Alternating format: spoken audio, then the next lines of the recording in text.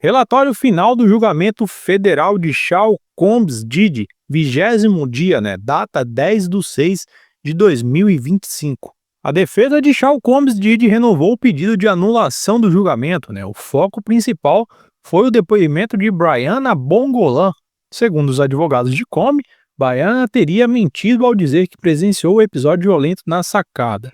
As fotos dos ferimentos não estariam compatíveis com a data. Tudo isso foi falado ontem.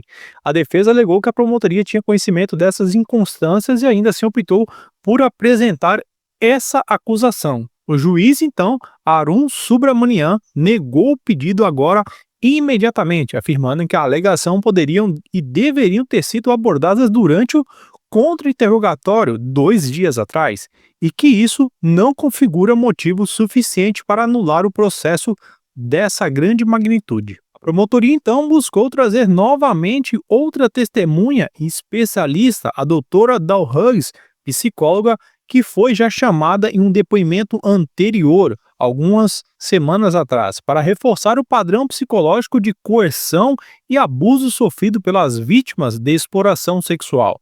A defesa se opôs, alegando que a inclusão dela nessa fase seria totalmente surpresa, ou seja, prejudicial à estratégia que a defesa vem elaborando ao longo do tempo. O juiz negou o pedido da promotoria, afirma que o caso já possui prova suficiente e constatações suficientes e que a introdução de novo especialista agora poderia comprometer o equilíbrio processual. Então, ela foi negada. A doutora Dawn Hughes não vai ser chamada pela promotoria e não vai depor novamente no tribunal. O interrogatório de Jane permanece como ponto central do dia, agora com revelações ainda mais detalhadas sobre o mecanismo de controle e abuso praticado por Sean Combs. Ela explica que estava fisgada por ele ou aficionada desde o início, mas confessou não entender os termos e condições daquele envolvimento. Uma frase que ressoou fortemente no tribunal, ao introduzir a dinâmica de manipulação emocional precoce. Jane afirmou que muitas das decisões que ela tomou sob muita pressão emocional em um contexto que descreveu como uma espiral de coerção e submissão, onde o afeto era constante, mas condicionado à obediência. Combs decidiu que ela vestia, com destaque para o seu gosto por óleo de bebê e luz vermelha, e determinava os roteiros dos encontros sexuais, que incluíam outros homens, além também que eram gravados a seu pedido. Nessas gravações, segundo Jane, Combs exigia uma performance intensa e costumava fazer comparações com os astros da NBA, dizendo que aquilo deveria ser como Kobe, Shaquille O'Neal ou Michael Jordan. As mensagens trocadas entre os dois reforçaram esse padrão de abuso psicológico e sexual com a existência de Combs em encontro com outros artistas e o uso explícito da linguagem degradante. Jane contou que também aceitava participar das chamadas noites de hotel, que são as freak offs, porque acreditava ser a única forma de manter o vínculo com ele, mesmo quando isso significava ultrapassar os seus limites físicos e emocionais. Então, na questão que o Diddy fala que eles deveriam ser comparados ali a grandes estrelas, como jogadores de basquete, significava o seguinte: são 3 pessoas no quarto, ou seja, ela era comparado ao Kobe, o Diddy como Michael Jordan e o Paul era como Shaquille O'Neal, ou seja, grandes astros ali fazendo uma grande performance, um grande jogo. Então ele comparava tudo aquilo como um jogo de basquete, só que com grandes performances.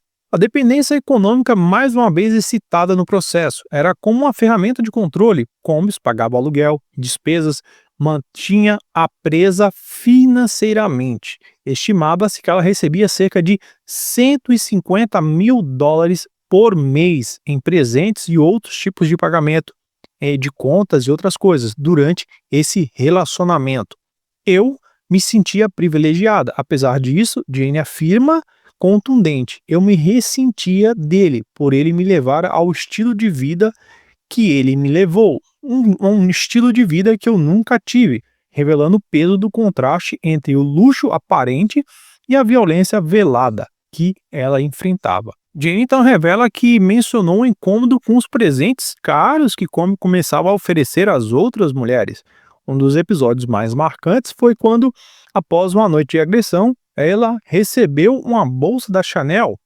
A lembrança daquele momento gerou uma pergunta que ecoou pela sala do tribunal: quanto custa o meu corpo? Essa frase foi repetida durante o interrogatório com ainda mais força, tornando-se um símbolo de abuso camuflado sob a recompensa material. Quando questionada sobre o porquê continuava no relacionamento, Jane acabou hesitando e, com a voz embargada, disse que ainda amava Combs apesar de tudo. A sinceridade dessa resposta revelou como o abuso emocional pode coexistir com laços afetivos mesmo distorcidos, especialmente quando há envolvimento prolongado entre a vítima e a dependência emocional.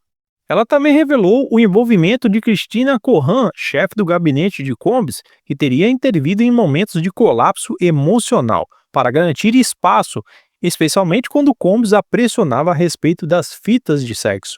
Esse relato sugere a existência de uma estrutura que não apenas tolerava mais facilmente o ambiente de domínio e abuso contido. No encerramento do seu depoimento, Jane olha para frente e disse: "Eu ainda rezo por você." A frase dita com serenidade encerrou o testemunho repleto de dor, mas também de coragem e lucidez sobre o ciclo de violência emocional e controle psicológico que foi submetida. Ou seja, ela meio que introduziu mais aí conteúdo novo, né, num depoimento dela do dia 10/6, que é hoje, mas também ela falou muita coisa de ontem, ou seja, ficou num ciclo, eles repetiram mais um ciclo, mas teve mais introdução de assuntos novos, ou seja, a promotoria perguntou mais coisas para ela para poder entender tudo que ela falou ontem e contextualizar, né, os textos de ontem com o de hoje, assim formando o seu depoimento final.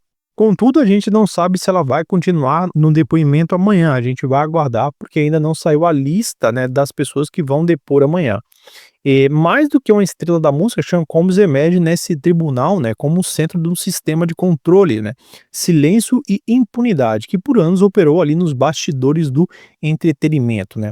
O processo contra Sean Combs avança sob os fundamentos do devido processo legal, confrontando o princípio da presunção e inocência, né, com um volume crescente aí de novas provas e testemunhas sobre práticas reiteradas de abuso e dominação. E por hoje a gente termina aí o depoimento do dia 10/6, né?